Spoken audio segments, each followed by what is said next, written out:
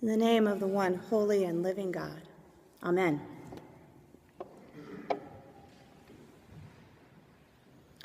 We've all heard it. It's even in songs. What the world really needs now is love. All we really need is love. Really. What utter sentimental crap. What is love in the face of 273 Nigerian girls still kidnapped, still far from their families at the mercy of terrorists? What does love mean when 7 families in California are mourning the deaths of their loved ones? What is love in the face of people dying in Syria, Iraq, Afghanistan, Ukraine, Thailand, Somalia, Bahrain, Mali, and on the streets of Hartford and Bridgeport and New Haven and New York? If all the world really needed was love, there would be no need for Memorial Day, because there would be no war, no veterans, no one would die in combat. Surely the world needs more than love.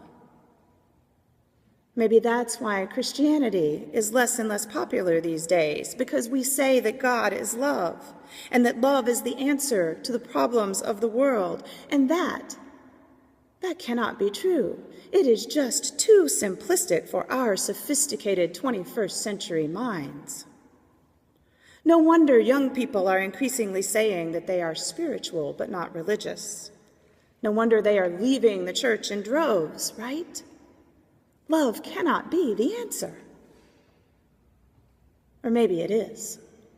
Maybe it's not that the world needs more than love. Maybe our popular culture has given us a somewhat less than accurate definition of love. Last week, we heard these lines from Song of Songs in one of our anthems. Many waters cannot quench love, neither can floods drown it. Love is strong as death. A love that is strong as death is one that cannot be represented by greeting cards or precious moments figurines or song lyrics, no matter how catchy they are. A love that is strong as death is powerful. It is transformative. The power of that love is so great that when Jesus says, "If you love me, you will keep my commandments," it is a statement of fact. It's not an admonition for us to prove our love for Jesus by keeping his commandments. It is rather a testament to the power of what it means to love Jesus and to live in that love. If we love him, we will keep his commandments. But what are those? What are Jesus's commandments? When he was asked what commandments were most important, Jesus gave what is called the summary of the law. He told us that we are to love God with all our heart, with all our soul, and with all our mind, and that we are to love our neighbors as ourselves.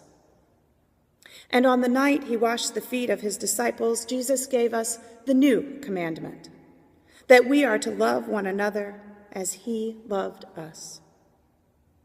Our Episcopal Catechism teaches us that these are the commandments of Christ.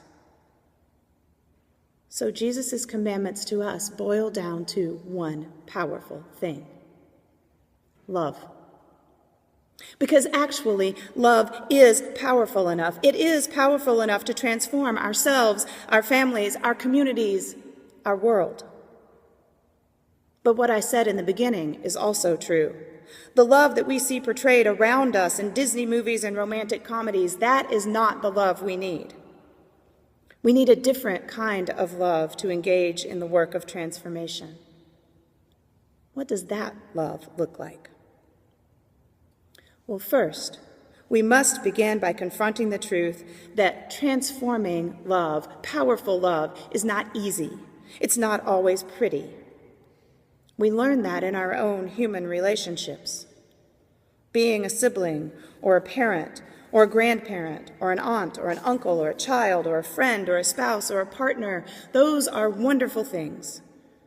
Relationships with other human beings are what teach us how to love and be loved. But no relationship is without its trials, because those who are closest to us have the greatest capacity to hurt us, because love makes us vulnerable. We get angry, we are hurt by those who love us the most. And if we want to stay in relationship, if we want to stay in that love, we have to confront the hurt and the pain and the anger and find a way through it.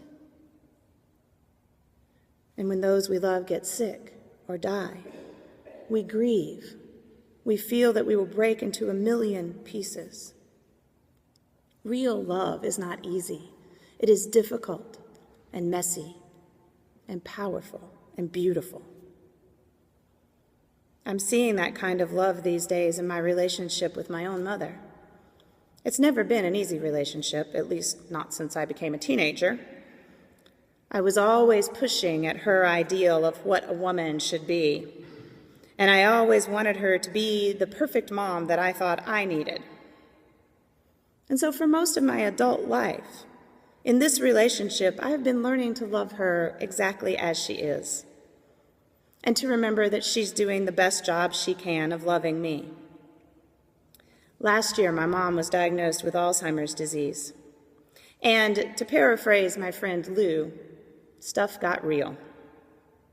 I had to stop wishing for a mom that totally gets me, that embraces me as a lesbian and a wannabe Episcopal priest, two things that are equally incomprehensible to my mother. And I had to learn to love the mom that I have right now, right this minute. Because with every day that passes, I lose a little bit more of her. Jesus knows about the difficulty of loving and human relationships as well, and their power and their beauty. We can only imagine his sadness and his grief as he prepares to leave these friends that he loves so much. But we don't hear about that. We don't hear about how he's preparing himself for this trial. We hear about how he's offering hope and comfort to his friends. Hope and comfort that extends all the way to us. Jesus tells us that he has not left us as orphans. He has given us an advocate, a counselor, his own Spirit that abides with us, lives in us. As Paul tells the Athenians, God is not unknown. God is near to each one of us. That powerful love living in us. So the second thing that we need to know about powerful, transforming love is that it dwells in us. And if it dwells in us, we must learn to trust ourselves to act from that love. And we must learn to trust that acting in that love will make a difference. It is all too easy to think that we do not know what to do in the face of the evils and the problems of the world. It is easy to be overwhelmed, to second-guess ourselves, to assume that we have no answers. But, as an essay I read this week said, the problem is not that we have so little power. The problem is that we do not use the power we have. Why do we not honor what we can do? Because if we believe what we hear this morning, that the Spirit of truth lives in us, that we live and move and have our being in God, that God is not far from each one of us, then how can we deny that we know how to act in love? We need not be paralyzed. We can choose to lead with love.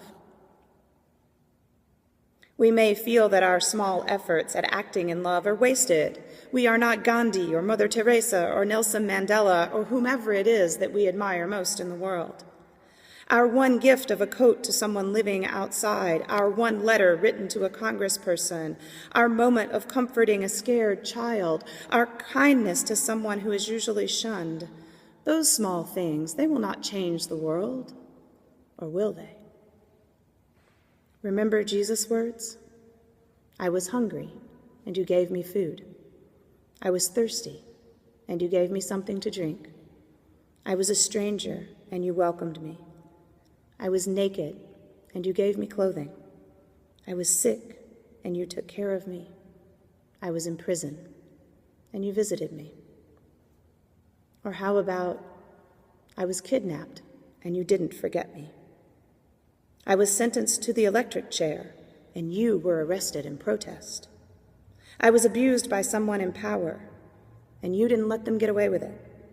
My son was killed by gunfire and you went to the Capitol to advocate for stronger gun laws. I was mocked and you came and sat with me. I was grief-stricken and you hugged me. You see, the thing that we need to know about this strong, powerful love is that it never gives up. Martin Luther King Jr. said that the reason that Jesus tells us to love our enemies is because love has within it a redemptive power, that the redemptive power of love eventually transforms. Just keep being friendly to that person, he said.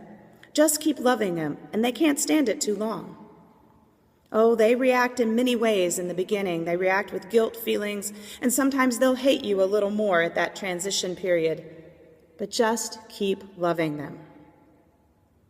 And by the power of your love, they will break down under the load. That's love. It is redemptive, and this is why Jesus says, love. We must continue to act courageously in the power of love because the realm of God is not yet here. It is tempting to think, for example, that we have realized Martin Luther King Jr.'s dream. We have an African-American president. And we also have Trayvon Martin and Jordan Davis and a Supreme Court that gutted the Voting Rights Act and upheld a ban on affirmative action. We have far to go. Far to go for people of color, for lesbian, gay, bisexual, transgender, and queer people, for people living in poverty, for people with mental illness, for people living in prison. And what those people need, what we need, what the world needs, it is love. Love that is messy and difficult and powerful and transformative and strong as death. And because God, who is love, dwells in us, we are capable of engaging that power over and over again to transform ourselves, our families, our communities, and our world. Amen.